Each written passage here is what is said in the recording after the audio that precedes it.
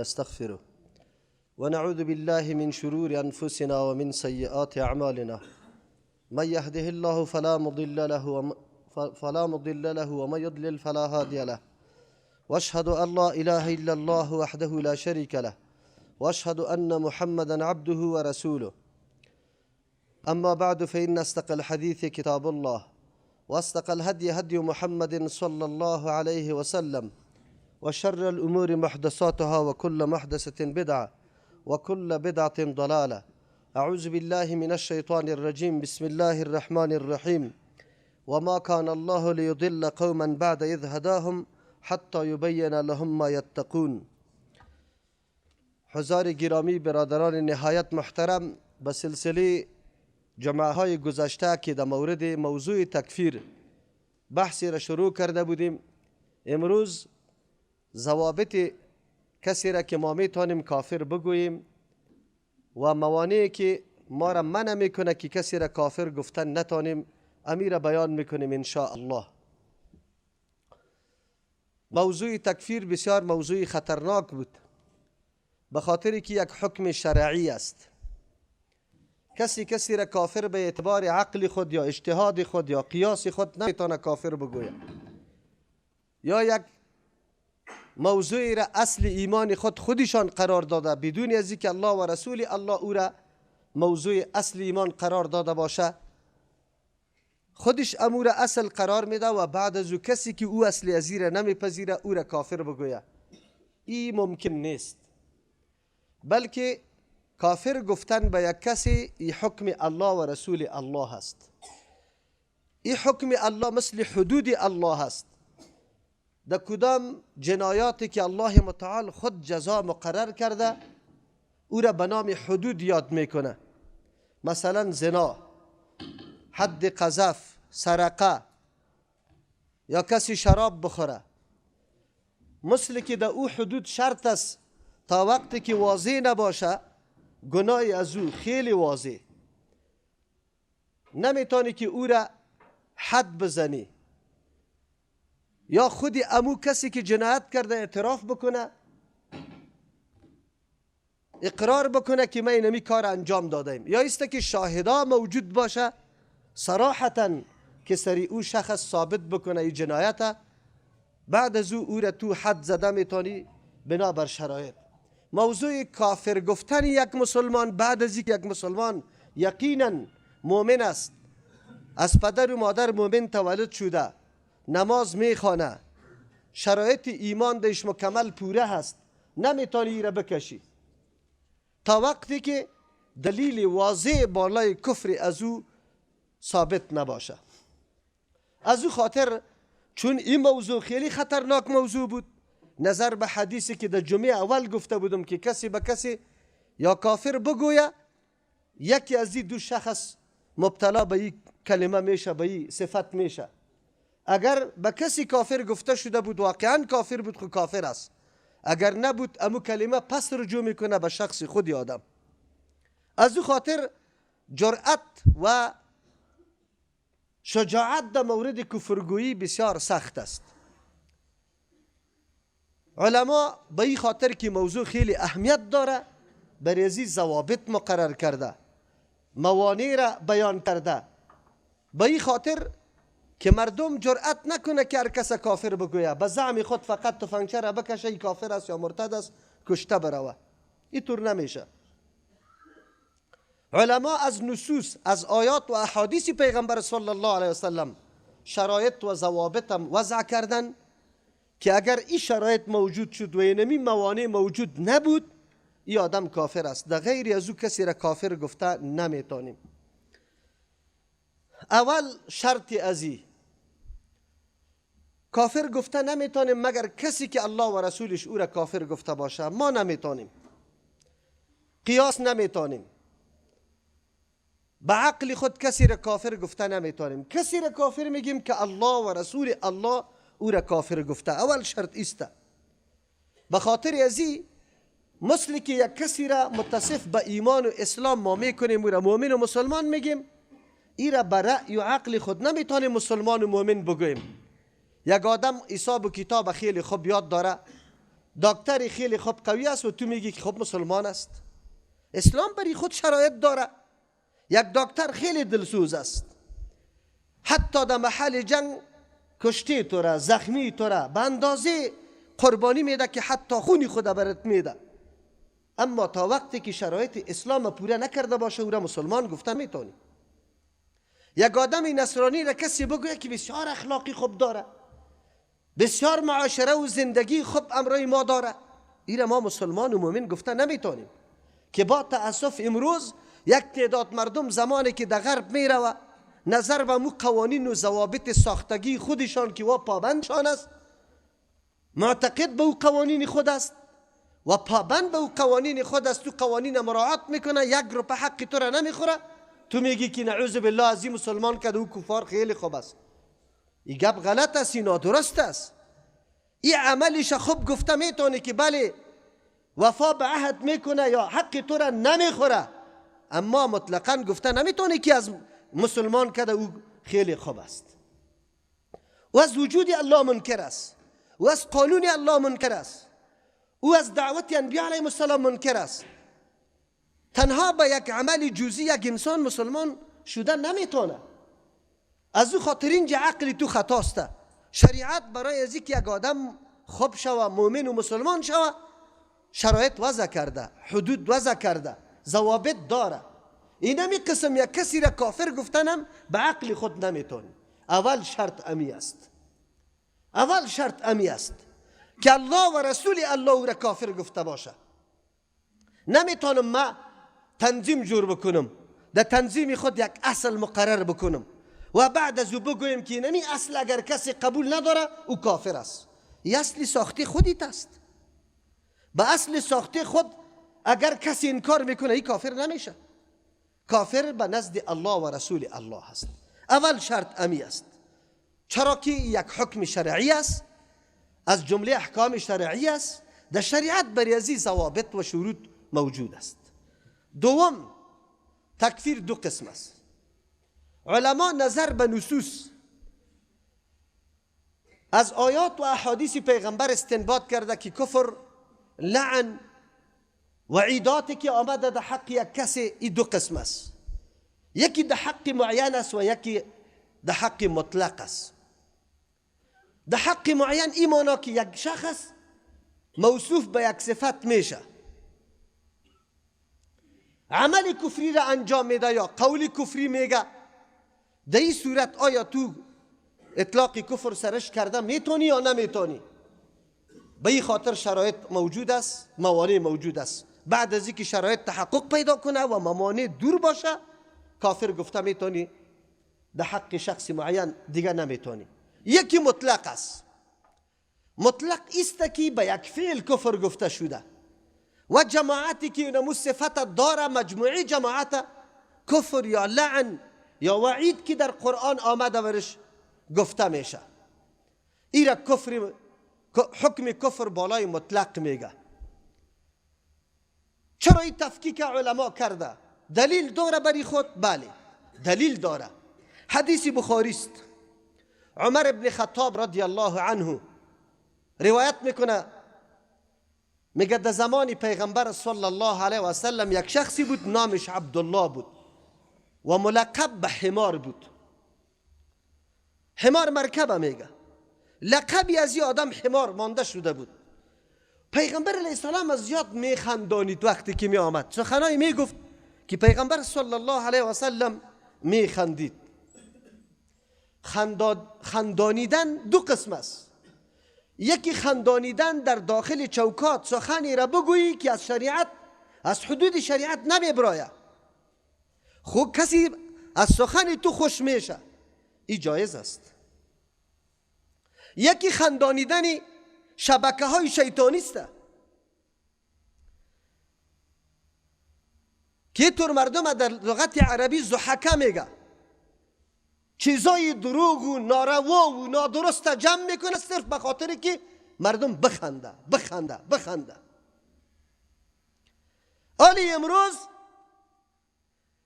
این دنیا در حد رسیده که مردمای رشید و عاقل و با ثبات وجود نداره، دور از مسلمانای واقعی و متدین و باهوش و با عقل. امو شبکه زیاد تعقیب میشه، بیننده زیاد داره که امی کارا را نشر میکنه. امروز خود دنیای فساد است، دنیای فحاشی است. هر شبکه که اذهان مردم تغییر بده، منحرف بسازه، از آخرت غافل بسازه، یا را به فحاشی و عیاشی، به مادیات پرستی و عیش پرستی دنیا تشویق میکنه، مردم امو شبکه ها را دوست داره. خود روز قیامت هم المرء مع من احبه، شخص همراه کسی حشر میشه که قطعی از او محبت داره. این مردمایی که قطعی طور مردم محبت داره، او را میگیره، او را رشد میده، او را تمجید میکنه، روز قیامت با می فاسقا، با می فجار خلق میشه. شان مؤمن یک لحظه خود امو طور تیر نمیکنه، یک لحظه عمرش پیشش خیلی اهمیت و قیمت داره. والذین هم عن اللغو معرضون. الله کی صفات کامل مؤمنان را بیان میکنه، مؤمنای مفلحه، مؤمنای رستگاره. یک صفتش است که از اموری لغو، بیهوده، بیفایده اجتناب داره. از این که بیهودگی چی باشه که ها ها ها ها ها ده هر مرتبه خنده بکو. خو لیکن مردمی را برای خود کسب جور کرده، پیسه میگیره سرش. خو من میدونم که امی شخص نخواد که وعیدات شنیده باشه و یک روز در مجلس دین نشسته باشه، آگاهی از آخرت داشته باشه. این نمون مردم است. از پدر و مادر تولد شده، در بازار رفته، اختلاط مرد و زن است و نموتور کلان شده، یک روز نه در تقریر جمعه رفته در کدام مسجد و نه کدام آیت و حدیثی پیغمبر شنیده، آیت قرآن یا حدیث پیغمبر شنیده. خلاص یک زندگی نعوذ بالله لا ابالی بمسئولیت. امروز وطن ما به مو سرحد است. امی طور مردم ما داریم. چرا ما تجربه کردیم. ما به حلقات کسای میایه که اولین مرتبه می باشه، آیت قرآن میشنه و ترجمه را به مجردی که میشنه دیگه گریان شروع میکنه. در فکری از این میشه که الله متعال این گناه سابقی مرا که من انجام دادم الله میبخشه یا نمیبخشه. در این وطن اینمی حالت تیر شده. کسی دعوت نمیداد به دین، نداشتیم مرکز. ملای ما فقط در مسجد 5 وقت نماز آذان بگویه بی وقت و زود زود نماز بده. هیچ برنامه نه به پیر داره، نه به جوان داره، نه به طفل داره، نه در مرد داره، نه در زن داره. مردم ما را ملامت میکنه، علما را توهین میکنه. ما علما را توهین نمیکنم، علمایی که حق پرست است، علمایی که واقعا مسئولیت خود ادا میکنه، علمایی که در خط مستقیمی رسول الله قدم میگذاره، واقعا وارث پیغمبر است. ما او را توهین نمیکنم.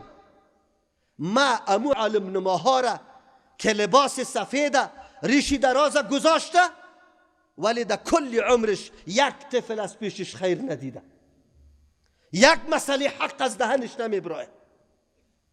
چیزی که مردم میکنه ایقتش همگام است.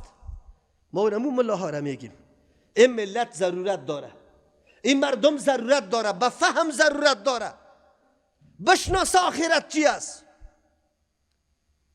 مسلمان چه عقیده داشته باشه نمیفهمه، نمیدانه. یک کسی که روز تا بگار این شبکه های شیطانی را تعقیب بکنه چی را میبینه، چی را میشنوه؟ شما بگوی از کجا یاد بگیره؟ تالی را در مسجد قدم نگذاشته.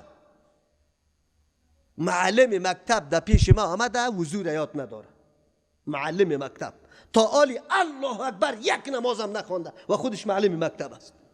یک روزه را نگرفته. شراب برش یک امر عادی معلوم میشد. این حالت سر ملت ما هست، فعلا هم هست. ما اینطور فکر نکنیم همیشه فقط ما حول خدا 4 نفری که یک چیزی را یاد گرفته فکر بکنیم کل همینطور است. شما یک دفعه ببینی که مردم در کجا هست و چی میکنه، چی چیز برش رسیده. شهرهای ما که مرکزها هست، که در اونجا تلویزیون ها هست، که در اونجا مسجد های زیاد است، که در اونجا برنامه های تعلیمی زیاد است. سریعی قیاس نکنی اطرافه. در اطراف بری که مردم در کدام حالت قرار داره، چی میکنه، چی عقیده داره، الله را میشناسه یا نمیشناسه. شخص میایه پیش پیغمبر علیه السلام، عبدالله نام داره، ملقب به حمار است. عمر رضی الله عنه می فرماید و کان النبی صلی الله علیه و سلم جلده، رسول الله صلی الله علیه و سلم او را دوره زده بود فی شراب، در شراب نوشی. فاوتی به یوما، یک روز باز آورده شد. فامر به، پیغمبر صلی الله علیه و سلم امر کرد بالایش. فجلده، باز دوره زده شد. دمی اسنا فقال رجل من القوم، یک شخصی از قوم گفت که اللهم لعنه، الله سرش لعنت کنه ایره، این شخصه. ما اکثر ما یعطا بهی، چقدر زیادی آدم آورده میشه هر روز شراب نوشی، چرا منع نمیشه؟ کلمه لعنت استعمال میکنه به می شخص. رسول الله صلی الله علیه وسلم آواز ازیر شنید، کلمه ازیر شنید. فقال النبی صلی الله علیه وسلم لا تلعنوه، لعن سریم شخص نگوی. فوالله، قسم به الله، ما علمتو، نمیدانم از این شخص الا انه یحب الله و رسوله، مگری الله و رسولی الله را دوست داره.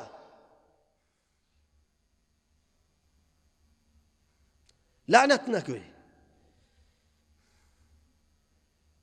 حالی در حالی که در حدیث در دیگه خودی پیغمبر صلی الله علیه و سلم حدیثش است، 10 نفر در مورد شراب چی گفتن؟ لعنت.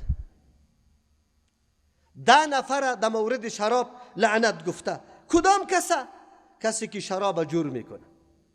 برای کسی که شراب فشرده میشه جور میشه، به نوشیدنیش، به دادنیش، گردانیدنیش، به بردنیش، به کسی که برده شده، به فروختنیش، به خریدارش، به کسی که پیسه شراب میخوره. 10 نفر رسول الله در مورد شراب لعنت گفته. خیر چرا علی پیغمبری شخصی معین منع میکنه؟ این حدیث دلیل است که هیچگاه حکم مطلق مستلزمی از این نیست که معینم امو حکم قطش باشه. معین سرش حکم کردن نمیتونی. صحابه کرام موجود بودن. خوارج علی رضی الله عنه و لشکرش کفر میگفت، کافر میگفت. اما علی رضی الله عنه و صحابه خوارج کافر میگفت؟ لا، میگفتن گمراه هستن، کافر نمیگفتن.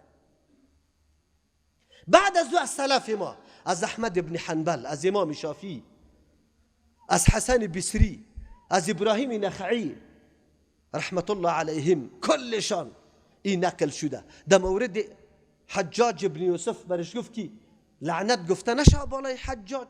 گفت چی ضرورت تذکیره؟ میگه لعنت الله علی الظالمین، لعنت سری ظالما هست. ما به شخص معین ضرورت نداریم که لعنت بگوییم. چرا؟ به خاطری که امکان داره ای آدم گناهگار است، سخت در آخر عمر توبه بکنه. لعنت خوره میگه که به طریق دایم از رحم الله، از رحمت الله چی شود؟ محروم شود. نمیتونیم گفته. شیخ الاسلام ابن تیمیه رحمه الله در مورد حدیث تشریح نوشته میکنه که دلیل بالای این گپ است که حکم مطلق بالای یک طایفه و گروه که میشه، این مستلزمی از این نیست که به فرد از این توی حکم صادق بکنی و او را تو لعن بگویی. شرط است، فرق است بین مطلق و معین. خیر آلی شخص معینه کی ما کافر گفته میتونیم؟ علما شروط مقرر کرده برش. اول قاعده چرا ایسته که سر معین ما نمیگیم که نمیر هم کافر بگویم، در حالی که در مطلق خو سریمی عمل کفر اطلاق شده، ولی این چرا نمیگی؟ به خاطر که وقتی که اسلام یک شخص به یقین ثابت شود، توسط شک و ظن و گمان اسلامی از بین نمیره، دور نمیشه.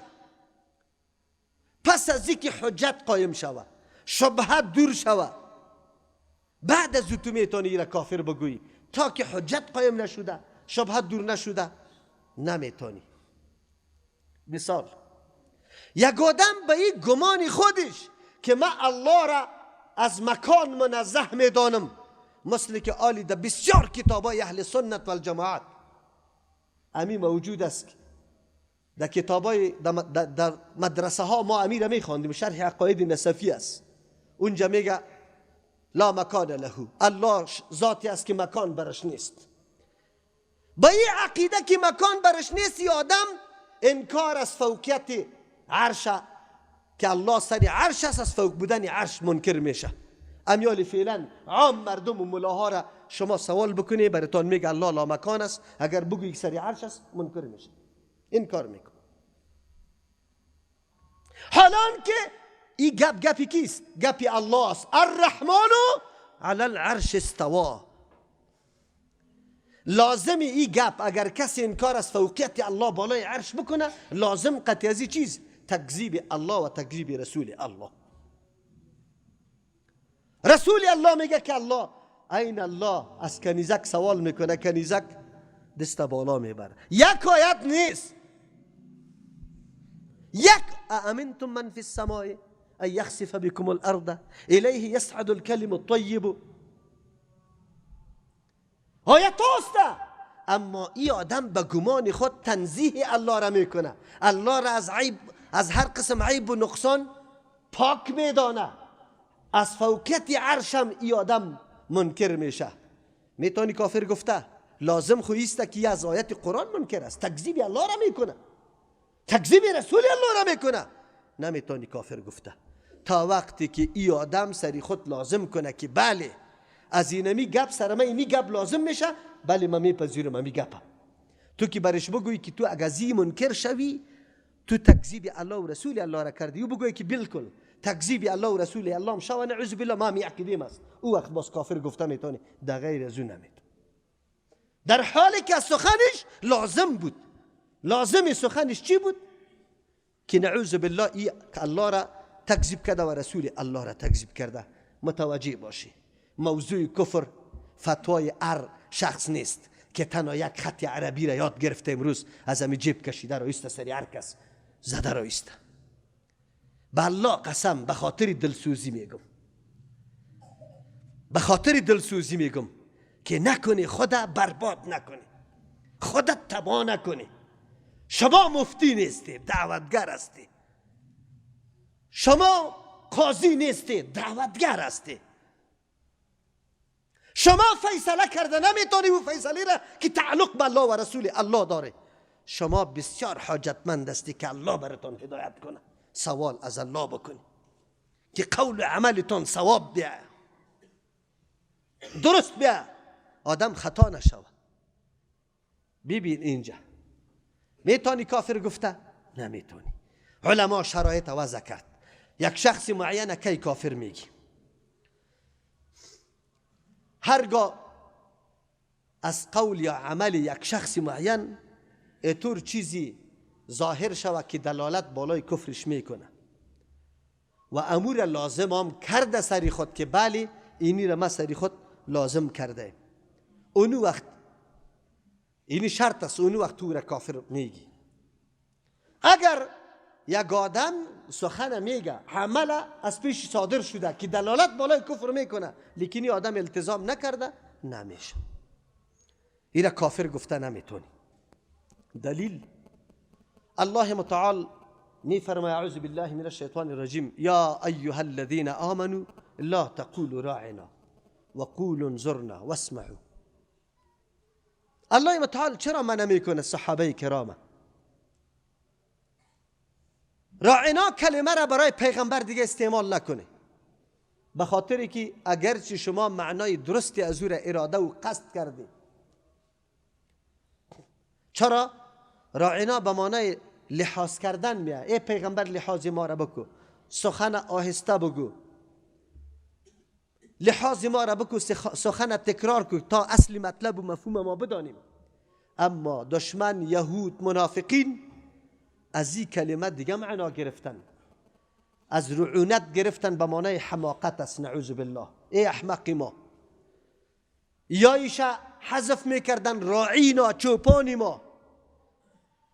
نه، راعی به معنای نگاه کننده. میخواستن در کلمات شرک صحابه را واقع کنه. الله ما نکرد.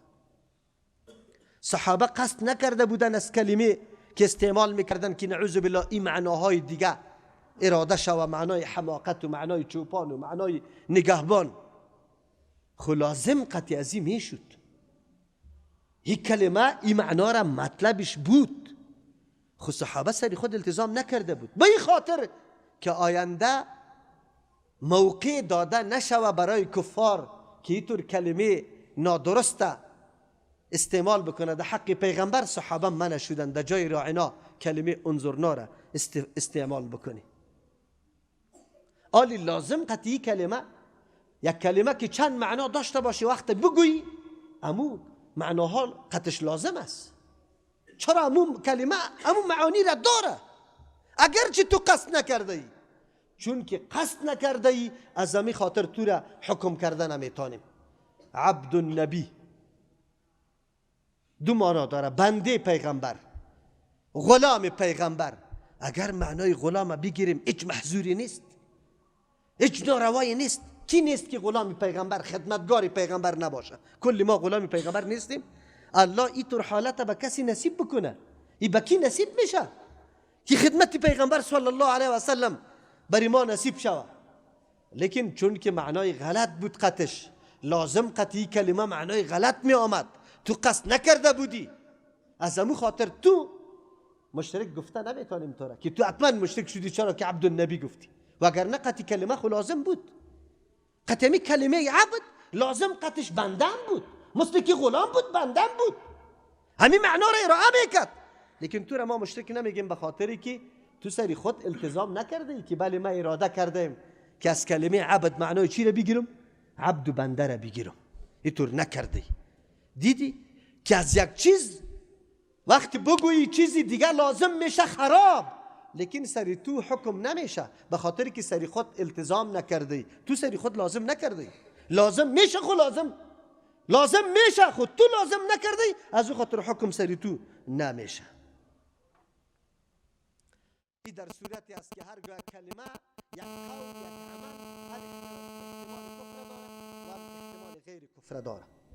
در او صورت وقتی که تو یک عمل انجام دادی کم احتمال کفر دارم غیر کفره، خود تو کفر اراده نکردی، سری خود لازم نکردی، تو را کافر گفته نمیتونه. ولو که از عملی تو عمل است که دلیل بالای کفرام است، خود تو اراده کفرش نکردی، از غیر کفرش کردی.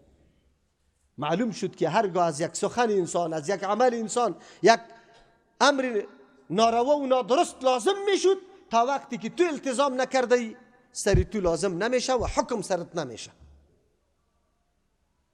از این آیت قرآن کریمی گپ ثابت شد. لیکن یکی طور است که نعوذ بالله احتمال معنای غیر کفر نداره. ولو که تو چیغ بزنی که ما این را اراده نکردیم تو کافر هستی. آیت قرآن کریم است الله متعال میفرما قل بگوی پیغمبر علیه السلام به این منافقینی که در اونجا در حق تو استهزا کردن بالله و آیاته و رسوله، آیا شما به الله و آیات الله و رسول الله کنتم تستهزئون، شما بودی که مسخره میکردی؟ لا تعتذروا اليوم، لا تعتذروا، عذر پیش نکنی، قد کفرتم، یقینا شما کافر گشتی بعد ایمانکم، پس از اینکه در زبانتان ایمان ظاهر کرده بودید. استهزاء به پیغمبر، استهزاء به کلام الله، استهزاء به هر حکم شرعی که ثبوتش یقینی باشه، ولو که تو چیغ بزنی که ما اراده نکردیم، استهزاء احتمال دیگر نداره. این سخن تو احتمال غیر کفر نداره، حتمی کفر است. چیغ بزنی بازم تو کافر هستی. منافقین آمدن پیش پیغمبر صلی الله علیه و سلم فریاد کردن که ما مذاق ساتیری میکردیم. الله آیت روان کرد که برش بگوی پیغمبر ساتیری ده احکام شریعت میشه. تأسف است امروز بسیار مردمای لاابالی گاهی سری ریشخند میزنه، گاهی سری حجاب زن ریشخند میزنه، گاهی سری سنت رسول الله مسواک ریشخند میزنه. شکی دی نیست که ریشخند کفر است. تجدید نکاح خدا بکنه کسی که این کار کرده. توبه بکشه، تجدید ایمان خدا بکنه. چرا که این کار و این گفتار احتمال غیر کفر نداره، صراحتا کفر است. اینجا باز نمیگی که ما همینطور دیگه چیز اراده کرده، به خاطر که احتمال نداره از غیره. یک شرط. دوم شرط قیام حجت است. تا که حجت قایم نشوه واضح که این آدم اینی موضوع را میفهمید و این کار کرده، میفهمیدی گپ گفته، تا او وقته نمیتونی که تو را کافر بگویی. دلیل داریم. الله میفرماید اعوذ بالله من الشیطان الرجیم و من یشاقق الرسول، کسی که مخالفت پیغمبر میکنه من بعد ما تبین له الهدى، پس از اینکه برای ازی اسباب هدایت و مواضع هدایت و رای هدایت مکمل واضح شده، یک نفر تا آلی را هدایت برش واضح نشده، برش گفته نشده، برش فهمانده نشده، نمیتونی که تو را حکم بکنی. چرا که قرآن میگه مخالفت رسول که سبب دخول جهنم میشه، که آیت بعد از میگه نولیه ما و اتبع غیر سبیل المؤمنین. پس از اینکه هدایت برش واضح شد و تابعداری غیر راه مؤمنا را کرد، نولیه ما تولا و نسلیه جهنم، میگردانیم شب به مو طرفی که گردیده. وقتی که این مخالفت پیغمبر میکنه و راه مسلمانا و سلف اعلام میکنه، پس از اینکه هدایت واضح شده، دلایل برش گفته شده، حقیقت برش واضح شده، پس از این راه غیر مسلمانا را میگیره، الله میگه باز به اون طرف ما میگردانم شوه داخل جهنم میکنم. آیت صریح دلیل است که تا وقت تبیین هدایت نشده، امی حکم الله که داخل کردن به جهنم است سرش ثابت نمیشه. الله نمیکنه که ایره داخل جهنم بکنه. چرا؟ به خاطری که تبیین هدایت بیه. الله دیگه جایشی میگه و ما کننا معذبین حتی نبعث رسولا، ما یک قوم، یک جماعت عذاب دهنده نیستیم، نه در دنیا نه در آخرت، تا وقتی که حجت خود قایم کنیم بر روان کردن پیغمبران علیهم السلام، که حقیقت امر بر ازوا واضح بسازه. بعد از اینکه از روی ضد و عناد و رد کردن حق رد میکنه، بعد از او الله یار عذاب میده. آیت صریح دلیل است که تا وقتی که قیام حجت نشده الله عذاب نمیده. دیگه جای الله میگه و ما کان الله لیضل قوما، نیست الله که حکم گمراهی بالای یک قوم بکنه. پس از اینکه بعد از هداهم، پس از اینکه الله برشان هدایت کرده، وسایل هدایت برش فراهم کرده، نسب دلایل کرده، پیغمبران علیهم السلام روان کرده، دعوت برشان شده، پس از اینکه هدایت کرده شانه، تا او وقت الله حکم گمراهی نمیکنه تا که چی نکنه؟ حتی یبین لهم ما یتقون، تا که الله واضح کنه برای این قوم آن چیزی را که بعد از او اجتناب باید بکنه. تا که گپا تکمیل نشده الله حکم گمراهی قوم نمیکنه، تا وقتی که ما یحتاج آن چیزی که یا برش نیاز داره، ضرورت داره، او را تکمیل کرده باشه. بعد از اینکه تکمیل شد و باز یا هدایت اعلا کرد، اسباب هدایت انداخت، راه انحراف دا پیش گرفت، میفهمیدن تکمیل شد حجت سرش، پس از حکم گمراهی سرش شده میتونه. ای الله هست. آیتا کلش صریح دلیل بالای ای گپ است که تا وقت حجت قایم نشده باشه بالای کفر یک شخص معین و خب واضح نباشه، نمیتونی که تو حکم کفر بکنی، گمراه برش گفته بتونی، قطعا نمیتونی. دو شرط شد، سه شرط شد، دو شرط شد. یک شرط ای بود که بعد از قولش که کفر، کدام گفتاری کفر میکنه یا عملی کفر میکنه، سری خود لازم کنه شه، بپذیرشه که بله با امی عقیده ماست. دوم شرطش ایسته که حجت سری ازی قائم شوه. یادم اینطور نباشه که هیچ نمیفهمه مقصده، لیکن تالی را نمیفهمه مقصده و تو برش میگی که تو کافر هستی. نه، این مقصد فهمیده باشه خو امرای فهمیدگی رد میکنه. شرط کافر گفتن شخص معین ای است. حکم مطلق با حکم معین فرق داره، اینطور نیسته. آلی موانی چی است که یک کسی را کافر گفته نمیتونیم؟ موانع را ان شاء الله اگر حیات باقی باشه در جمعه دیگه براتان میگم که کی یک کسی را کافر گفته میتونیم. بعد از او آیتی که امروز حربه و شمشیر در پیش هر کس است و من لم یحکم بما انزل الله فاولئک هم الکافرون. بازی آیت تشریح میکنم که کفر کی میشه و کی نمیشه. اینطور نیست که هر کس فقط امی آیت یاد گرفته در ظاهر حتی معنای حکم هم نمیفهمه و بعد از او هر کس کافر میگه. نه، این برای خود شرایط داره.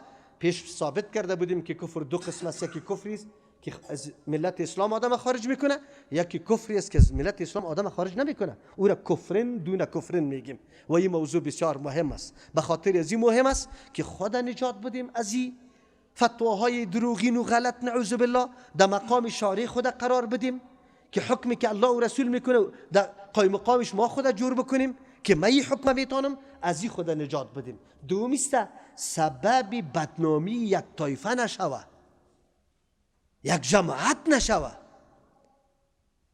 که خود منصوب به جماعت میکنی، خود منصوب به مو یک استاذ میکنی و این کارا را میکنی. مردم اینطور فکر میکنه که استاذی از یا و جماعتی از یا عین نمی عقیده را داره. قطعا اینطور نیست. منهج سلف برای خود قوانین و ضوابط داره.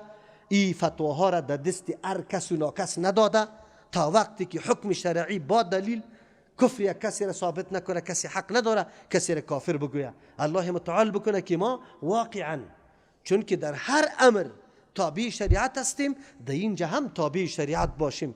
به عقل و اجتهاد و احساسات و بگوی غیرت و شجاعت خود این معیار قرار ندیم که هر کس کافر بگوییم. تسلیم شریعت باشیم. بارك الله لنا ولكم في القرآن العظيم ونفعنا وإياكم بالآيات والذكر الحكيم. استغفر الله لي ولكم ولسائر المسلمين.